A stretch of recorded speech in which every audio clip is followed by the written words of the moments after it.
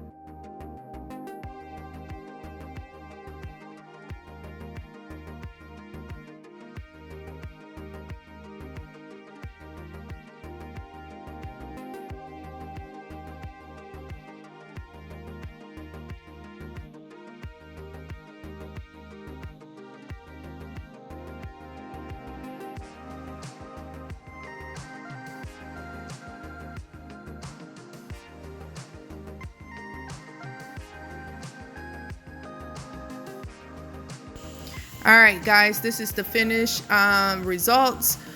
I'm telling you, this is the best way to eat cabbage. When you mix the two together, it tastes so good. You can pair it with whatever you want to pair with on the side.